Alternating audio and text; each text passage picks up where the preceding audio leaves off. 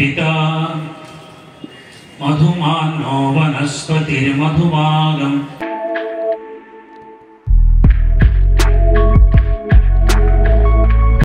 ভালো ভাল লাগছে।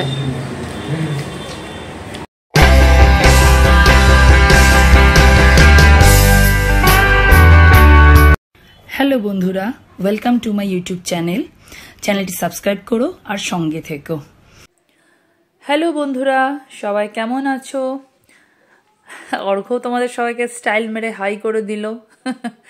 তো আশা করছি তোমরা সবাই ভালো আছো। আর আমরাও বেরিয়ে পড়েছি বেরু করতে। আমাদের মুখ দেখে বুঝতেই পারছো আমরাও ভালো আছি। তবে দেখো ওয়েদারটা কেমন, তাই না? মানে ঠান্ডা ঠিক মতন পড়ছে না, আবার মাঝে মাঝে বেশ গরমও লাগছে। কিন্তু যাতে শরীরটা খারাপ না হয়ে যায় এরকম ওয়েদারে, তাই জন্য একটা হালকা জ্যাকেট চাপিয়ে নিয়েছি। অর্ঘ তো কিছুই পরবে না, তাই জন্য এই ফুল স্লিভ শার্টেই রয়েছে। এনিওয়ে, আমরা পৌঁছে গেছি দেখো গীতা জয়ন্তীতে। আর এই গীতা জয়ন্তীর ওপরে এর আগে আমি একটা ব্লগ দিয়েছি, তাতে পুরো ডিটেলস দিয়ে দিয়েছি। তোমরা যদি মিস করে থাকো তাহলে অবশ্যই আমার পুরোনো ভিডিওগুলো দেখো। আর নতুন বন্ধুদের জন্য বলছি চ্যানেলটা সাবস্ক্রাইব করে দিও। আর আগামী দিনে অনেক ভিডিও আমি পোস্ট করতে থাকবো, তার নোটিফিকেশন যদি মিস না করতে চাও তাহলে অবশ্যই বেল আইকন প্রেস করো। দেখো এখানে ধ্বজা রয়েছে, যেমন তোমার জগন্নাথ মন্দিরে যেমন ধ্বজা ওড়ানো হয়, এখানেও ধ্বজা ওড়ানো হয়েছে।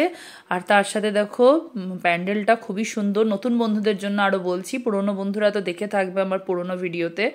আর নতুন বন্ধুদের বলছি যে এই গীতা জয়ন্তীটা 1 মাস মতন এখানে প্রত্যেক বছরই হয়ে থাকে।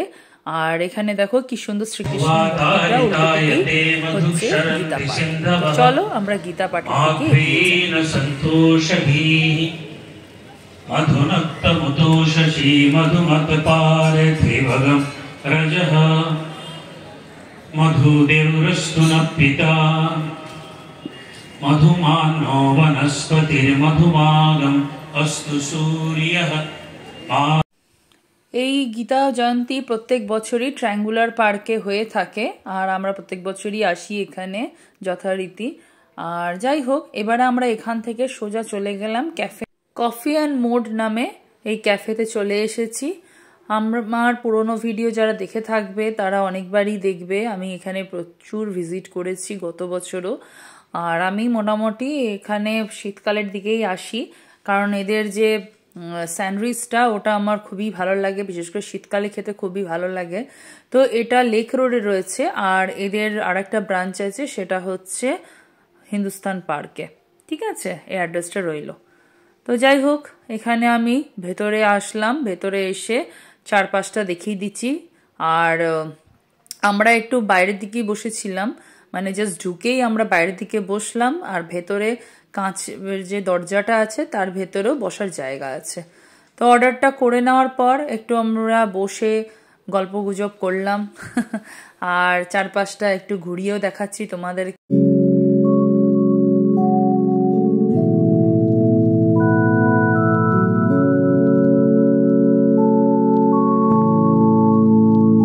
টেবিলে এসে গেছে আমাদের অর্ডারটা, আর তোমাদের সাথে সেটা শেয়ার করে নিচ্ছি। আমরা নিলাম এখানে egg cheese corn sandwich with chips.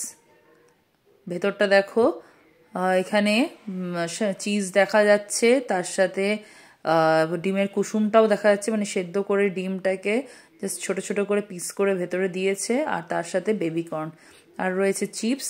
বড় বড় চিপসগুলো অর্ঘ খেয়ে নিয়েছে। আর এটা হচ্ছে জিঞ্জার টি, খুবই ভালো লাগে এখানে আসলে, মোটামুটি এটা খাই। কুকিজ দিয়েছে সাথে।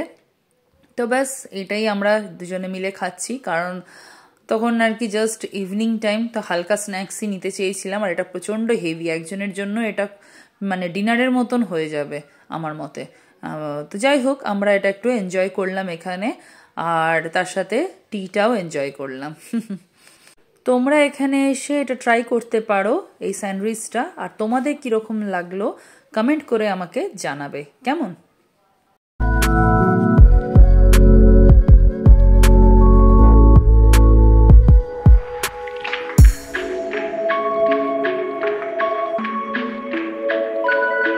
এরপর আমরা সোজা চলে আসলাম শোভাবাজারে। সবথেকে পুরনো কেবিন, 115 বছরের পুরনো। আর বিখ্যাত কেবিন ধীরেন কেবিন। তো অনেক ব্লগাররাই এখানে এসেছে, তাদের ব্লগিং আমরা দেখেছি এই ধীরেন কেবিনে। তো ভাবলাম আজকে ট্রাই করা যাক। তো পুরোনো দিনের কেবিন যেমন হয় তেমনই। তো চলো ভেতরটা দেখে নিই।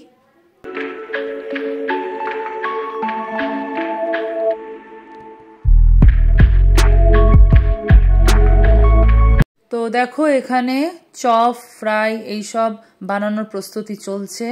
আর এই যে কেবিন এখানে দুটোই আছে, বাইরের দিকে আর এই ডান দিকে হচ্ছে কিচেন। আর এখানে রয়েছে মেনু, এই মেনুর মধ্যে তোমরা প্রাইসটা দেখে নিতে পারবে, ভিডিওটা পজ করে দেখে নিও। এবারে আমরা অর্ডার দিয়েছি এখানে ফিশ চপ, আর তার সাথে কাসুন্দি দিয়েছে, আর ছিল স্যালাড। আর এই ফিশটা যখন খাচ্ছিলাম ভেতরে দেখলাম যে মাছের পুরটা একদম অল্প, মাছ নামে মাত্র ছিল। তার সাথে বেশিরভাগই ছিল এখানে পেঁয়াজ কুচি, লঙ্কা কুচি, আদা কুচি। তো ভেবেছিলাম খুবই ভালো লাগবে খেতে, কিন্তু খেয়ে বুঝলাম এমন কিছুই খেতে না, একেবারে সাধারণ। এর থেকে আমাদের পাড়ার দোকানে ফিশ চপ অনেক ভালো হয়। তো যাই হোক, অনেকটা আশা করে এসেছিলাম, ততটা ভালো লাগলো না। তো নেক্সট আমরা অর্ডার করেছিলাম চিকেন ফ্রাই।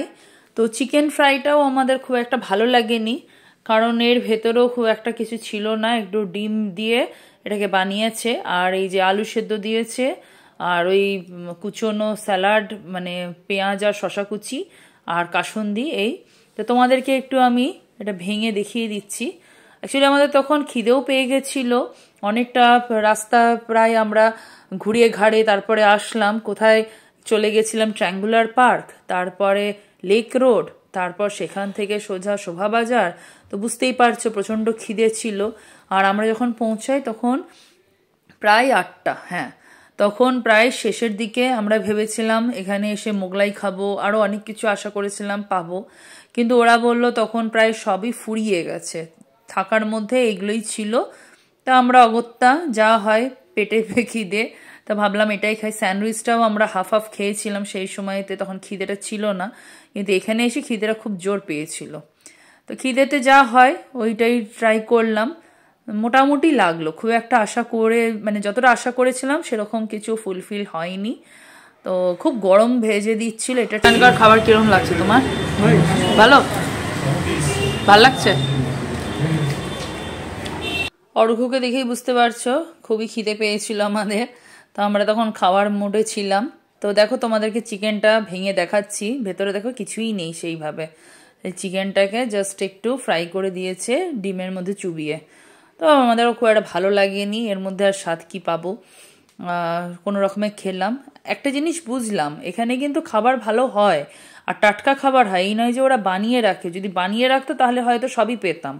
ওরা যেটা বলছে, ওরা যখন অর্ডার নেয় তখনই ওরা বানায়, যার জন্য খুব লিমিটেড ওরা আইটেম রাখে। 4টের সময় আসতে হবে এখানে, তবে পাবো। তো যাই হোক, তারপর বাড়ি আসলাম। বাড়ি এসে এই যে চিপস আর কোল্ড ড্রিঙ্কস দিয়ে একটু মুডটাকে ঠিক করলাম, খিদেও ছিল সেখানে তো খুব একটা ভালো খাওয়া হলো না, মুডটাও খারাপ হয়ে গেল। তাই বাড়ি এসে চিপস আর কোল্ড ড্রিঙ্কস দিয়ে মনটাকে ভালো করলাম তো এই হলো আজকের ব্লগটা। তোমাদের কীরকম লাগলো? আমার যদি ভিডিও ভালো লাগে তাহলে লাইক করতে ভুলো না, তার সাথে তোমাদের কমেন্ট করো তোমাদের কীরকম কী লাগছে, ফিডব্যাক অবশ্যই জরুরি। আজকের মতন ব্লগটা এখানেই শেষ করলাম। সবাই খুব ভালো থেকো, টাটা।